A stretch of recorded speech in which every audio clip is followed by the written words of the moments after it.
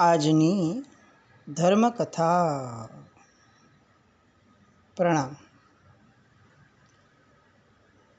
યશોધર ચરિત્ર અને એ અંતર્ગત મુનિ યશોધરનું નવભવનું એવું જીવન કે જે જીવન આપણને આપણું જીવન સારું કરવા માટેનું પ્રેરણા સ્ત્રોત બનીને રહે. આપણે ત્યાં ઘણા લોકો અત્યારે એવા બુદ્ધિજીવી થયા છે કે જે લોકોનું એવું માનવું છે કે ડરાવીને ધર્મ ન થાય, જે ડરાવે તે ધર્મ જ ન હોય. અને ડરવું શા માટે જોઈએ? જે થશે તે જોઈ જશે. ધર્મ એવો કેવો હોય કે જે માણસને જીવવા ન દે પ્રેઝન્ટની અંદરમાં. આવી ઘણી બધી વાતો, સૂફિયાણી વાતો સાંભળો તો આમ એકવારમાં તો એમ લાગે કે ઓહો, બહુ સરસ વિચારણા છે આ લોકોની. પણ આ બધા પાછળનો આશય છે ને એ એટલો મલિન લાગે કે જરાક ઊંડાણમાં જઈએ તો ખ્યાલ આવે કે આવી છીછરી વાતોના કારણે જ કદાચ આપણે જીવનની અંદરમાં ઊંડાણ પામી નથી શકતા. ફક્ત ધર્મનો વિરોધ કરવો હોય ને એવો આખો એક વર્ગ ઊભો થયો છે જેને ધર્મ, ધર્મક્રિયા, ધર્મની વાતો, શુભતા આ બધાનો પ્રખર વિરોધ. જેના વિરોધની સોય ક્યાંય કોઈ અશુભ તત્વોની પાસે નહીં જાય, ફક્ત શુભ પાસે જશે. કોઈ એક ધર્મી વ્યક્તિથી ભૂલ થઈ જશે તો તરત એ ધર્મને એમ કહેશે કે ધર્મ આવો થોડી હોય, તમને આ શીખવાડ્યું, તમે આખી જિંદગી ધર્મ કર્યો તો આવા હોય. એ ક્યારેય અશુભ વ્યક્તિઓને એમ નહીં પૂછે કે ભાઈ તમે લોકો કેમ સુધરતા નથી. ના, એને એ પ્રશ્ન નહીં થાય. જરાક શુભ થયું એટલે તમારાથી કોઈ પણ વસ્તુ નબળી ન જ થાય, આવો સિદ્ધાંત બેસાડી દીધો આપણા સૌના મગજમાં. આપણને પણ ઘણીવાર આવું લાગતું હોય કે બહુ ધર્મ કરતા વ્યક્તિઓ આવા કેમ હશે. આપણને એવો વિચાર કેમ નથી આવતો કે ધર્મ ન કરનાર વ્યક્તિ સારા છે, એ લોકોનું જીવન સારું છે. તો જેણે ધર્મની શરૂઆત કરી છે એ પડી કેમ જાય છે? આવો પ્રશ્ન. એક બાળક ચાલતા જ નથી આવડતું, હવે માંડ માંડ ચાલવાનું શરૂ કરે છે પણ ચાલે છે તો પડી જાય છે. એટલે આપણે બુમરાણ મચાવી દઈએ જાણે કે આ કેવો બાળક છે, પડી જાય એમ થોડી ચાલે. જો ચાલવાનું શરૂ કર્યું છે તો પરફેક્ટ જ ચાલવું જોઈએ, નહીં તો ન ચાલે. એના કરતાં ન ચાલવું સારું. આવી વાત. આજે દવા લઈએ અને આજે જ આપણો તબિયત સુધરી જવી જોઈએ એવો કયો આગ્રહ આપણે ડૉક્ટર આગળ રાખ્યો છે? અનંતકાળની અપેક્ષાએ આપણે કરેલો ધર્મ પુરુષાર્થ કેટલી મિનિટોનો, કેટલા સમયનો ગણાય? એક તો ભવ માંડ 70 વર્ષનો, 80 વર્ષનો, અને એમાં ખરો અર્થની અંદરમાં ધર્મની શરૂઆત બહુ કેટલી મોડી થતી હોય. અને એ મોડી થયેલી શરૂઆતને હજી તો માંડ કેટલાક વર્ષો ન વીત્યા હોય ત્યાં લોકો આરોપ મૂકવાનું ચાલુ કરી દે, આટલો ધર્મ કર્યો અને છતાંય સુધર્યા નહીં. અરે અનાદિ અનંત કાળથી કુસંસ્કારો કબજો જમાવીને બેઠા હતા, એમ કેવી રીતે સુધરાય? પણ ના, ડરાવવાનું નહીં, સ્વચ્છંદ રીતે જીવવા દેવાનું. અને આ સ્વચ્છંદ એ જ ખરું સંસારનું મૂળ છે. યશોધર ચરિત્ર એ આવા સ્વચ્છંદ ઉપર ઘા કરે છે. યશોધર ચરિત્ર આવી રીતે ભય જો હોવો જોઈએ પાપનો, દુર્ગતિનો, કુસંસ્કારોનો, એનો વિરોધ કરનારાનો ખરા અર્થની અંદરમાં વિરોધ દેખાડે છે. પાપ ભીરુતા કેમ હોવી જોઈએ એ આ યશોધર ચરિત્ર આપણને સમજાવે છે. ભવ ભીરુતા કેમ હોવી જોઈએ એ આ યશોધર ચરિત્ર સમજાવે છે. બહુ સામાન્યથી આપણને અત્યારે ઘણી બધી વાર આપણે આવા કિસ્સાઓ જોયા છે આપણી આજુબાજુમાં પણ, કે કદાચ ક્યાંક આપણી યારે પણ, કે કોઈક એમ કહી દે કે આવું કરશો તો નરકમાં જશો, આવું કરશો તો તિર્યંશમાં જશો. અને ત્યારે આપણે કહી દઈએ, કહેતા હોય છે કે ભાઈ બધું હશે, જશું, અત્યારે તો આ કરવામાં સારું લાગે છે, કરી લેવા દો. આવું બોલનારાને આ યશોધર ચરિત્ર એકવાર સંભળાવવું જોઈએ કે નરક જવા દે, તિર્યંશના જીવની વેદના જો, અને ખાલી કલ્પના કરીને જો કે તારો જીવ આવું સહન કરી શકશે. એટલું પ્રિસાઇઝ પૂર્વાપર ચરિત્રવાળું, સંબંધવાળું આ ચરિત્ર છે. આ પાપ કર્યું તો આ થયું ને આ કર્યું તો આ થયું.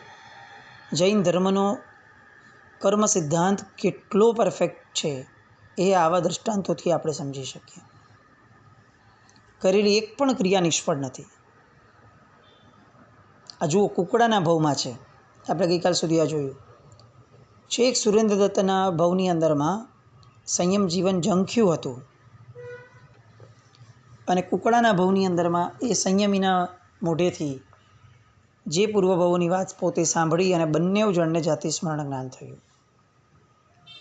પ્રશ્ન થાય, સંયમ જીવનની ભાવના તો સુરેન્દ્રદત્તના જીવને હતી, રાજમાતાને તો ટેકનિકલી વિરોધ હતો, કારણ કે એક તો પોતે વૈદિક ધર્મ પાળનારા હતા એટલે એ સહમત નહોતા, અને બીજો પુત્ર મોહ હતો, રાગ હતો. તો આ બંને ફેક્ટરમાં એમની તો નબળાઈ દેખાય છે. તો ઇવન કુકડાના ભવમાં જાતિ સ્મરણ જ્ઞાન થયું અને અણુવ્રત લીધા, તો સુરેન્દ્રદત્તનો જીવ લે તો સમજી શકાય એમ છે કે એનું પુણ્યકર્મ ઉદયમાં આવ્યું. રાજમાતાના જીવે કેમ લીધા? એને વળી કયો ધર્મ ઉદયમાં આવ્યો? કારણ કે એમના તો પછીથી બધા જ ભવો નબળા જ નબળા હતા. ત્યારે બહુ સરસ મજાની અનુપ્રેક્ષા. રાજમાતાનો જીવ એણે એવા પાત્ર સાથે રાગ બાંધ્યો હતો જે પાત્રએ શુભના પણ સંસ્કાર પાડ્યા હતા, અને એ પણ એટલા દ્રઢ પાડ્યા હતા કે જે કેટલાય ભવો પછી પણ એ ઉદયમાં આવ્યા. અને એના સથવારે સથવારે આ રાજમાતાનો જીવ જે કેટલાય ભવોથી ઋણાનુબંધ બાંધી રહ્યો છે, ભલે વેરનો પણ બાંધી રહ્યો છે અનુબંધ, એ રાજમાતાનો જીવ પણ સુરેન્દ્રદત્તના જીવના સથવારે સથવારે વ્રતધારી બન્યો. શુભ વ્યક્તિઓનો સંગ એ કોઈ ચમત્કારથી ઓછું નથી. એક તો આ જગતની અંદરમાં શુભતા મળવી એ આશ્ચર્ય, એ શુભતા આપણા જીવને ગમવી એ બીજું મોટું આશ્ચર્ય, અને આવી શુભતાનું આપણને આલંબન આપે એવું કોઈ વ્યક્તિ પ્રાપ્ત થવું એ તો મહાન આશ્ચર્ય. આ જગતમાં એક કલ્યાણ મિત્ર મળી જાય ને, એક કલ્યાણ મિત્ર, તો ખાસ્સો એવો ભવ સમુદ્ર તરવા માટે આપણી સક્ષમતા વધી જાય. શરત એટલી કે એ ખરા અર્થમાં કલ્યાણ મિત્ર હોવો જોઈએ, જે પોતાનું કલ્યાણ કેવી રીતે થાય એ લક્ષ્યવાળો હોવો જોઈએ. સુરેન્દ્રદત્તના આ જીવે જે રીતે સંસ્કારો પાડ્યા હતા, સંયમ જીવનનો એટલો બધો તલસાટ ઊભો કર્યો હતો, એના કારણે એને અહીંયા અણુવ્રતો લેવા માટેની તીવ્ર અને અદમ્ય ઈચ્છાઓ જાગી. અને એની સાથે સાથે કુકડાના જ ભવમાં રહેલા રાજમાતાનો જીવ, એને પણ પોતાના આ ભવ પરંપરા સાંભળી અને વૈરાગ્ય થયો. આર્ત ધ્યાનમાંથી એક આર્તનાદ નીકળ્યો કે આ તે કેવી વસમી ક્ષણો હતી, આવા ભવો કરવા પડ્યા, અને આ એક લોટના કુકડાવાળું પાપ એના કારણે. તિર્યંશના ભવમાં પણ પામી શકાય છે જો સમજણનો સંસ્કાર હોય તો. અને બંનેને અણુવ્રત ધારણ કર્યા, અને હજી તો કેટલીક ક્ષણો થઈ હશે, અને ત્યાં જ બીજા ઉદ્યાનમાં બેઠેલા રાજાને મન થયું કે મારે મારા શબ્દવેદી વિદ્યાનું મારી રાણીને રસપાન કરાવવું છે, એને મારે એનું દર્શન કરાવવું છે. એના ગમતા કુકડા છે, બંને કુકડાઓ અતિશય ગમતા છે. એને જ કોટવાલને કીધું છે કે હું જ્યાં જાઉં ત્યાં એમને હારે રાખજો, અને પોતે જ લઈને આવેલો છે અત્યારે ઉદ્યાનમાં ફરવા આવ્યો ત્યારે. પણ પોતાના વિદ્યાના અભિમાનમાં એ ભૂલી ગયો કે આ કુકડાનો અવાજ આવે છે તો ક્યાંક એ જ કુકડાઓ તો નથી ને કે જે મને બહુ ગમતા છે. અને એ કુકડાના અવાજના આધારે તીર છોડે છે. બંને તીર એ બંને કુકડાઓને લાગે, અને એ જ ક્ષણે કુકડાઓ ઢળી પડ્યા, લોહી લુહાણ થયા. ખાલી એક શુભ પળ એમને મળી કે જે રીતે ઊંધા પટકાયા એ પછીથી એ આ મુનિ ભગવંતના દર્શન કરી શકે એ મુદ્રામાં એમનો જીવ ગયો. સાધુનામ દર્શનમ પુણ્યમ. એમ તો કુકડાના ભાવમાં અણુવ્રત લીધા એની પહેલાં પણ એમણે આ સાધુના દર્શન કર્યા હતા જ્યારે કોટવાલે લોકોને લઈને આવ્યો ત્યારે. પણ આ તો જાતિ સ્મરણ જ્ઞાન થયા પછીનું સમજણના સ્તરનું દર્શન હતું. અને એ પણ અણુવ્રત ધારણ કર્યાનું સત્વ ખીલવ્યા પછીનું. અને એટલે આ મૃત્યુ પણ એમને માટે ઉત્સવ બન્યો. અને જે એક ભવ પરંપરા બદલાવવાની શરૂઆત થવાની હતી એ શરૂઆત એની પરાકાષ્ઠાએ લઈ જવા માટે તૈયાર થઈ. અને એની પછીનો ભવ અને એ ભવમાં મળેલા એમના નિમિત્તો એટલા પ્રબળ કે આ યશોધર મુનિ સુધીની યાત્રા જે છે એ આપણને સાંગોપાંગ હૃદયમાં ઉતરી જાય, સોંસરવી ઉતરી જાય. એક પછી એક સ્ટેપ બાય સ્ટેપ કર્મ કઈ રીતે ગયા, કઈ રીતે ઉદયમાં આવ્યા, એ બધી વાતો એ આ છેલ્લા ભવની વાતોને આપણે આજે હોલ્ડ પર રાખીએ. આવતીકાલથી શાશ્વતી નૌપતજીની ઓળી એના શ્રેષ્ઠ દિવસો પસાર થવાના છે આપણી સાથે. ઓળી દરમિયાન આપણે ધર્મકથાને વિરામ આપશું. પણ એ વિરામ એટલા માટે હશે કે રોજ ખવાય નહીં. કેટલુંક ખાધા પછી એને પચાવવાનો સમય કાઢવો જોઈએ. સતત ખાઈ રાખીએ તો યા તો અપચો થાય, યા તો અજીર્ણ થાય. વાગોળવાનો, પચાવવાનો, પચાવીને એનું લોહી બનાવવાનો, એના દ્વારા શક્તિ મેળવવાનો, આવો બધો સમય કાઢવો જોઈએ. અને એ બધા સમય માટેનો શ્રેષ્ઠ અવસર એટલે આ શાશ્વતા ઓળીના દિવસો. આમ જોવા જઈએ ને તો કોઈ સરખામણી ન હોય ક્યારે કોઈ વસ્તુઓની, પણ તેમ છતાં આખા 360 દિવસના વર્ષની અંદરમાં આ બે નૌપતજીની ઓળી જે છે એના દિવસો છે ને એ શાશ્વતા દિવસો છે. શાશ્વતાનું મહત્ત્વ કેમ આટલું બધું? અનંતકાળથી અનંત જીવોએ આ જ દિવસોની અંદરમાં આરાધના કરી હતી. અનંતકાળ પછી પણ અગર કોઈ પૂછશે કોક જ્ઞાનીને, કોક જીવ, તો એમ કહેશે કે અનાદિ અનંતકાળથી આ જ દિવસોની અંદરમાં જીવો આરાધના કરતા હોય છે આ સિદ્ધચક્ર મહારાજની. કારણ કે સિદ્ધચક્ર મહારાજ એ પણ અનાદિ અનંતકાળથી છે અને અનાદિ અનંતકાળ સુધી રહેશે, શાશ્વતા છે. કેટલીક અનુપ્રેક્ષાની દ્રષ્ટિએ વાત કરીએ. વર્ધમાન સ્વામી ભગવાન આદિ 24 તીર્થંકર પરમાત્માઓ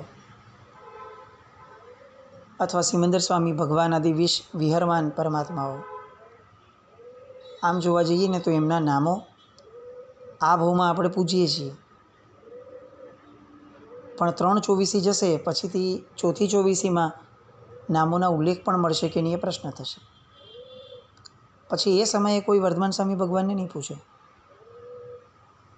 ગતિની અપેક્ષાએ વિચાર કરીએ તો અત્યારે આપણે અહીંયા ભરત ક્ષેત્રમાં છીએ તો આપણે અહીંયાના તીર્થંકર પરમાત્માઓને પૂજીએ છીએ. દેવલોક જશું કદાચ આવતા ભાવમાં તો ત્યાં આ 24 તીર્થંકર પરમાત્માઓ નહીં હોય, ત્યાંના ભગવાનો હશે, શાશ્વતાજીનેશ્વરો. એટલે અત્યારે મળેલા તીર્થંકર પરમાત્માઓ એ કદાચ આપણા ટાઈમ બિંગ ભવ પરંપરાના ટાઈમ બિંગ પાર્ટ છે. ફોર એવર પાર્ટ કયા? તો કે સિદ્ધચક્ર મહારાજ, નૌપતજી મહારાજ, સિદ્ધચક્ર ભગવાન. આપણે જેને પૂજીએ છીએ એવા તીર્થંકર પરમાત્માઓ પણ કયા પદમાં સમાયા? તો કે સિદ્ધચક્ર પદમાં. આપણે જેને નથી પૂજતા, જે 24ના નામ પણ આપણને ખબર નથી, એવી અસંખ્ય 24ઓ, એ ભગવાનની પૂજા કરવી હોય તો ક્યાં કરવાની? તો કે સિદ્ધચક્ર ભગવાનમાં. અને જે નિયમ તીર્થંકર પરમાત્મામાં લાગુ પડ્યો એ જ નિયમ સિદ્ધ ભગવંતોમાં, આચાર્ય ભગવંતોમાં, ઉપાધ્યાય ભગવંતોમાં અને સાધુ ભગવંતોમાં પણ લાગુ પડે. આજે આપણે કેટલા બધા સાધ્વીજી ભગવંતો છે કે જેમની વાતો સાંભળીએ, જેમના જીવનને અત્યારે વર્તમાનમાં જીવતા એવા સાધ્વીજી ભગવંતોના પણ જીવન સાંભળીએ, એમના તપશ્ચર્યાની વાતોને, પ્રસંગોને સાંભળીએ તો હબક ખાઈ જઈએ છીએ. તો વિચાર કરો, અસંખ્ય કાળ પહેલાં અને અસંખ્ય કાળ દરમિયાનમાં આવા તો કેટલા શરમણી ભગવંતો થયા હશે. એ બધા જ શરમણી ભગવંતોને વંદન કરવા હોય તો ક્યાં કરવાના?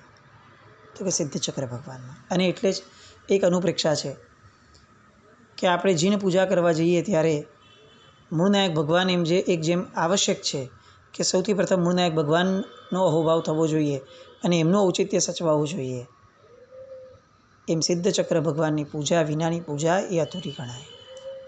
અનુપ્રેક્ષાની વાત છે. અનંત શુભ તત્વો, શ્રેષ્ઠ તત્વો એ જેમાં સમાયેલા છે એની ઉપાસનાના દિવસો, અને એ પણ અનંતકાળથી થાય અને અનંતકાળ પછી પણ થાય એવા દિવસો. એક અપેક્ષાએ વાત કરીએ ને તો પર્યુષણા મહાપર્વના દિવસો એ ક્ષમાપના પર્વની ઉજવણીના દિવસો છે, પણ છેવટે તો એ અશાશ્વતા છે. ભરત ક્ષેત્રમાં ઉજવાય છે. પાછા વર્ધમાન સ્વામી ભગવાનના સમયમાં એમના શાસનમાં ઉજવાય એવી રીતે પાછા 2 થી લઈને 23 તીર્થંકરોના પરમાત્માના સમયમાં પણ ન ઉજવાય. આપણે કંઈક અલગ રીતે ઉજવીએ છીએ. એટલે આ બધામાં ફરક પડે. ફરક શેમાં ન પડે? તો કે આ હોળીના 2 હોળીના દિવસો એમાં કોઈ ફરક ન પડે. તો આવા દિવસો, એ પર્વ દિવસો, એની અંદરમાં આયુષ્યનો બંધ થવાના બહુ જ મોટા ચાન્સીસ. આપણે એવું માનીને બેઠા છે કે પર્વતિથિઓની અંદરમાં આયુષ્યના બંધ થાય, અને આપણી એક સંકુચિત ધારણા છે કે પર્વતિથિઓ એટલે 5 દિવસો. એવું નથી. જે પર્વના દિવસો છે તે બધા જ દિવસો એ પર્વતિથિ ગણાય છે. એટલે જુઓ, ઇતર ધર્મોની અંદરમાં પણ નવરાત્રિ વગેરે એ આ જ દિવસોની અંદરમાં આવશે. વૈદિક ધર્મની અંદરમાં પણ આ દિવસોનું મહાત્મ્ય બહુ જ, કારણ કે આ દિવસો જ સેવવા યોગ્ય છે. કાલથી એ દિવસો આપણને પ્રાપ્ત થવાના. એટલે એ દિવસોના એક એક પદને બહુ જ ઊંડાણપૂર્વક, પ્રસન્નતાથી સંવેદીએ.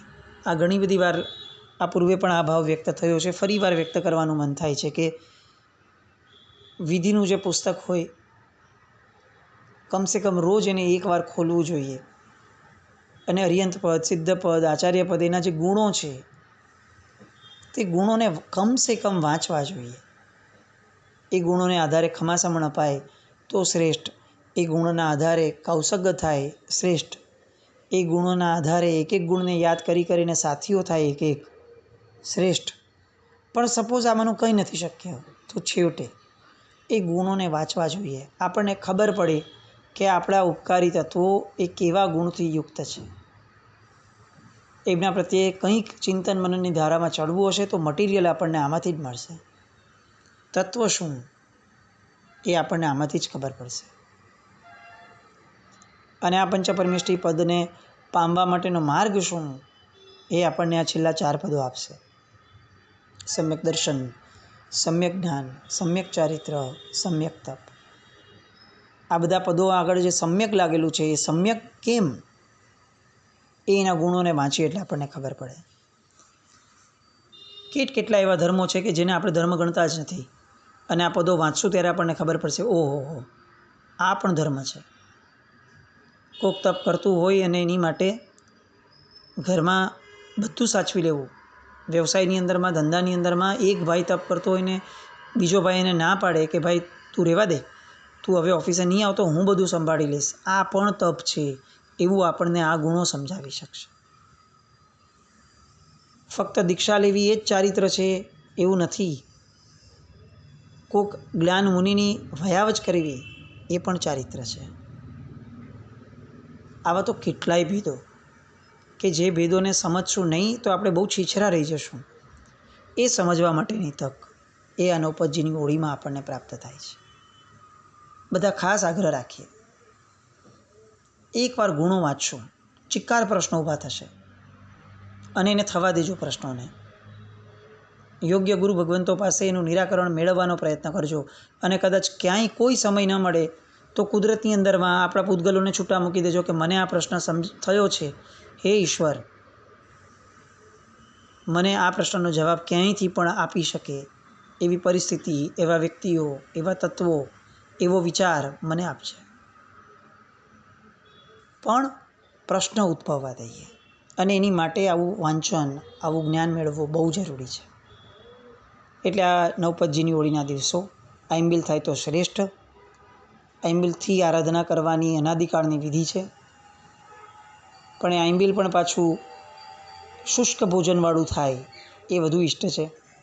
આંબિલ જ રસાળ થઈ જશે તો પછી એકાસણા અને આંબિલના ભેદમાં ક્યાં રહીશું આપણે? એટલે એ ભેદ સચવાઈ રહે એવું આંબિલ, એવા આંબિલો કરીએ. છેવટે ગુણોને યાદ કરીએ, એનું સંકીર્તન કરીએ, બંને ટાઈમનું પ્રતિક્રમણ કરીએ. કદાચ આમાંનું કંઈ એક નથી થતું તો પણ બીજું બધું થઈ જ શકે છે. 2 ટાઈમ પ્રતિક્રમણ થઈ શકે, ભલે આંબિલ નથી કરતા, વિધિ નથી કરતા, કશો વાંધો નથી. ભલે 2 ટાઈમ પ્રતિક્રમણ નથી થતું, કશો વાંધો નથી, વિધિ થઈ શકે છે તો આપણે ખમાસમણ આપી દઈએ, સાથિયા કરી લઈએ. બધું એક એક પણ ઇન્ડિવિજ્યુઅલ પણ છેવટે થતું હોય તો છેવટે કરાય. શ્રેષ્ઠ એ છે કે બધું જ કરીએ, પણ કંઈક કરીએ, એમના સન્મુખ થઈએ. એવા ભાવપૂર્વકના 9 દિવસો આપણે સારામાં સારા આપણે એ દિશામાં આગળ વધીએ. રાગ ન થાય આ 9 દિવસ, આરંભ સમારંભ નવો કોઈ વિશેષ ન થાય આ 9 દિવસ, લીલોતરી આદિનું ભોજન ન જ થાય આ 9 દિવસ, બહુ જ ગમતી વાનગીઓનું ભોજન ન જ થાય આ 9 દિવસ, કોઈની સાથે બહુ મોટો વિખવાદ ન થાય આ 9 દિવસ. કારણ કે આયુષ્યનો બંધ થવાની પૂર્ણ તકો આ 9 દિવસોમાં છે. બસ આવી બધી વસ્તુઓ લક્ષ્યમાં રાખીએ. ઓળી પછીથી આપણે ધર્મકથાની શરૂઆત ફરીથી કરશું અને આ 9મો ભાવ એ ત્યાર પછીથી આપણે કન્ટિન્યુ કરીએ. ઓળી માટેની શ્રેષ્ઠ મંગલ કામનાઓ. જીનાજ્ઞાવૃત્ત કંઈ પણ બોલાય તો મેં ચાહે તો ક્રમ જઈને જયતી શાહ.